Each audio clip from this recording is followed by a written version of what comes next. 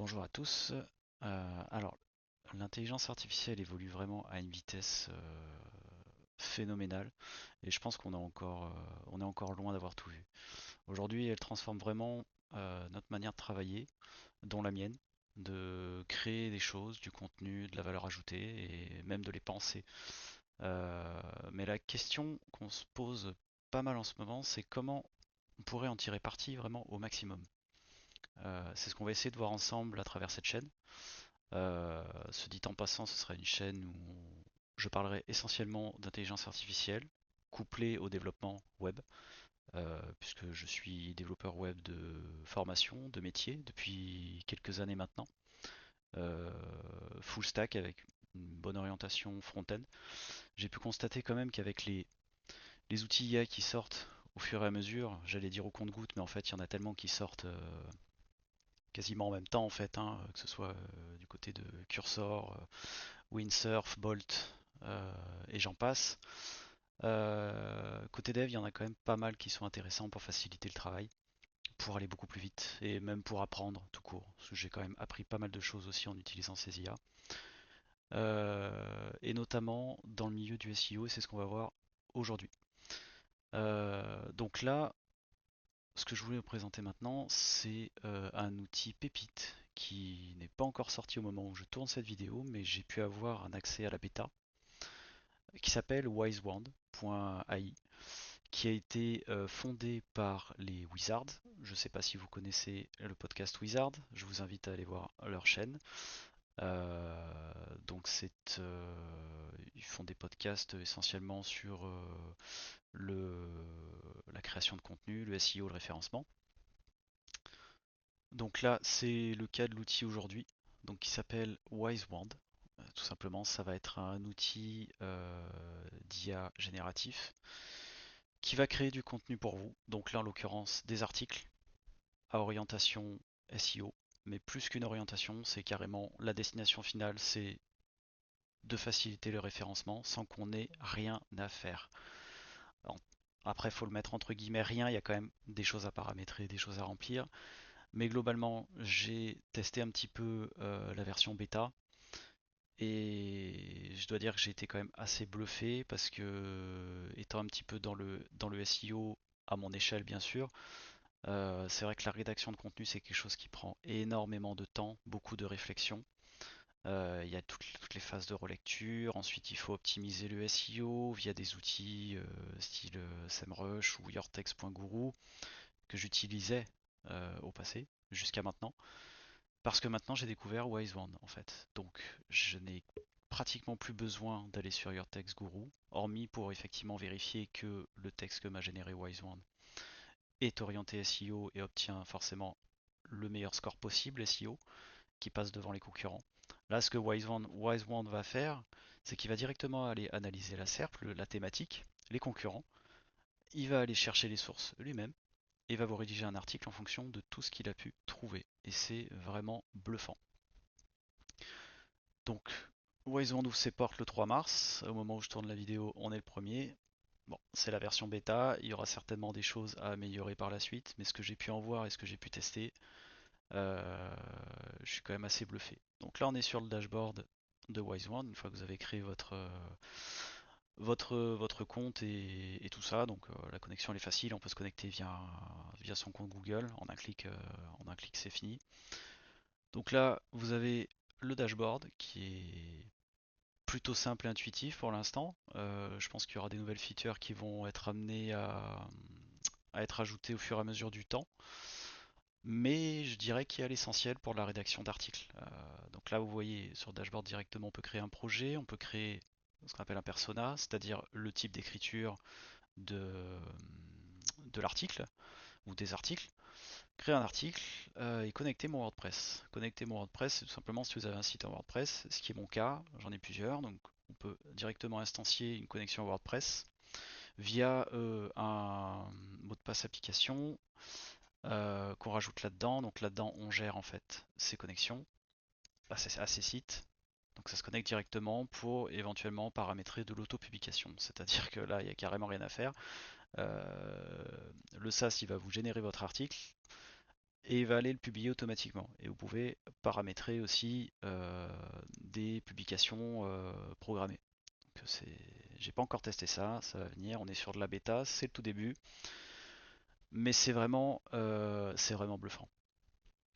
C'est vraiment bluffant et ça pose la question du boulot des rédacteurs derrière pour l'instant. On verra par la suite comment ça va se passer, hein. Il y a eu tout un micmac avec ChatGPT comme quoi la profession de développeur était morte à l'arrivée de ChatGPT et avec tous les outils qui arrivent. Donc bon, le métier de développeur n'est clairement pas mort. Juste, il change un petit peu d'orientation. Hein. C'est-à-dire qu'un développeur qui n'utilise pas l'IA aujourd'hui, je pense qu'il va être un peu à la ramasse d'ici peu de temps. Par contre, un développeur qui sait utiliser l'IA et un rédacteur SEO qui sait utiliser l'IA parallèlement, il va aller très loin. Il va aller très loin et ça va faire mal. Donc la création de projet, persona, article, connexion à WordPress. Là, le contenu. Donc on n'a créé aucun contenu, donc il n'y en a pas, c'est normal. Projet, j'ai créé un petit projet d'exemple pour vous montrer. Donc il s'appelle juste mon projet. Il n'y a pas de site, il n'y a pas de connexion WordPress pour l'instant. Dans des vidéos futures, je créerai un projet fiable pour faire un case study, pour voir un petit peu ce que ça donne dans le concret. Là, c'est vraiment juste une overview d'ensemble assez rapide, avec un avis de développeur et de rédacteur SEO derrière, donc le mien. Là, on a les personas, donc globalement tout ce qu'on a vu dans le dashboard en fait, hein. Donc là, on peut créer un persona. Vous voyez, c'est simple, hein. On lui met un petit avatar, voilà, on lui met un petit Heisenberg assez sympathique. Le nom, j'en sais rien, on va l'appeler Toto. Et par exemple, en style d'écriture, on peut lui mettre Toto est un surfeur euh, passionné de glisse. Il tient son blog. euh, il tient son blog de manière fun, mais à la fois professionnelle, car il fait de l'affiliation marketing. Par exemple, hein, c'est un exemple vraiment à la volée, hein, j'ai rien préparé du tout, hein. On verra ce que Wise One nous sort au niveau du style d'écriture.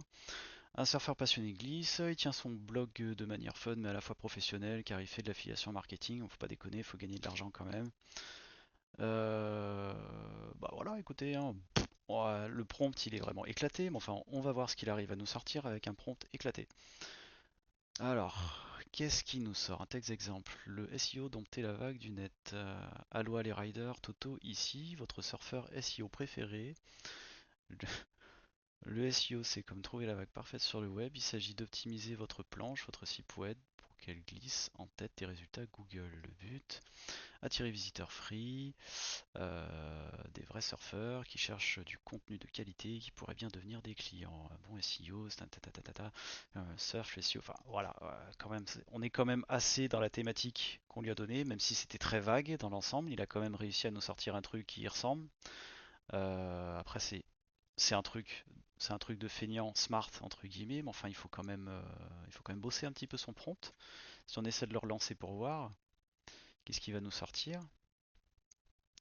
Yo les riders du web, Toto, votre âme surfeur du digital, vous parle de SEO, c'est un peu comme apprendre. Enfin, c'est génial. Donc, imaginez la chose dans une vidéo que je vous ferai plus tard.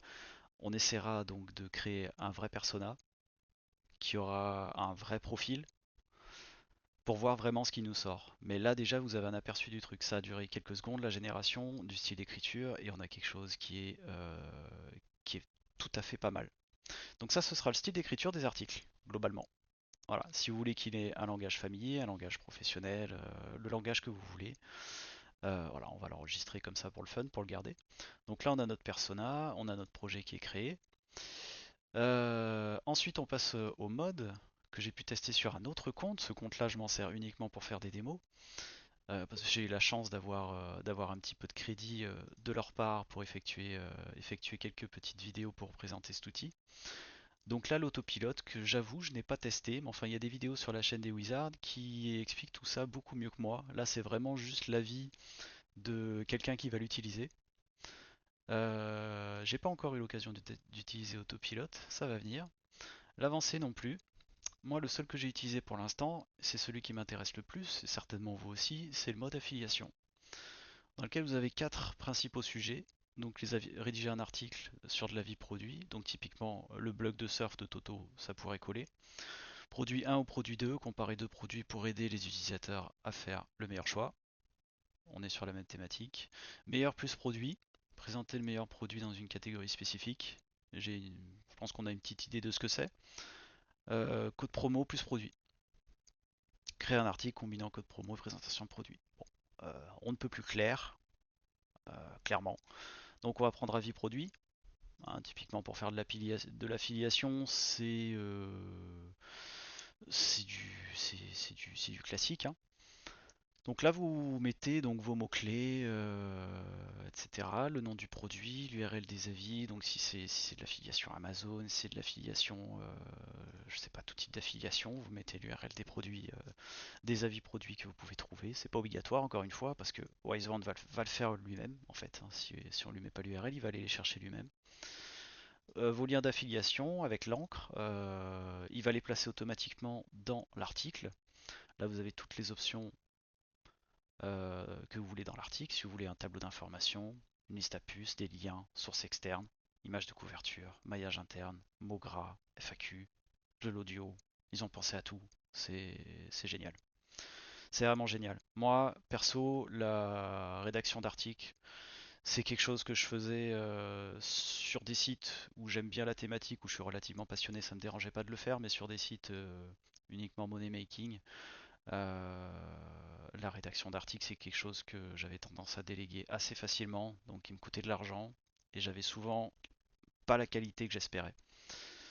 Donc là, cette vidéo, c'était juste pour vous présenter ça. Il y aura un lien directement dans la description de cette vidéo pour vous emmener sur Wisewand AI et créer votre compte. C'est juste pour vous présenter cet outil qui, à mon avis, va faire un carton monumental quand il va sortir et dans les premiers mois, c'est sûr. Euh, Personnellement, je l'utiliserai pour mes sites parce que ça me fait gagner un temps fou et ça me motive en fait. Ça réanime un petit peu la flamme de certains sites que j'ai pu laisser crever, dans le sens où je vais reposter des articles dessus parce que ça m'aura coûté que dalle à faire et que ce soit en temps ou en argent. Parce que oui, ça fonctionne évidemment sous forme de crédit, c'est pas gratuit. Donc on achète des crédits, on dépense les crédits pour générer des articles. Là par exemple, générer un article, ici ça va nous coûter un crédit 0,5. Euh, je pense qu'en fonction de l'ampleur de l'article, le nombre de crédits sera plus ou moins élevé en fonction des options aussi. Donc voilà, je pense que j'en ai déjà dit pas mal sur Wisewand. Je vais faire d'autres vidéos sur le sujet avec un case study et vous verrez, à mon avis, ce sera passionnant.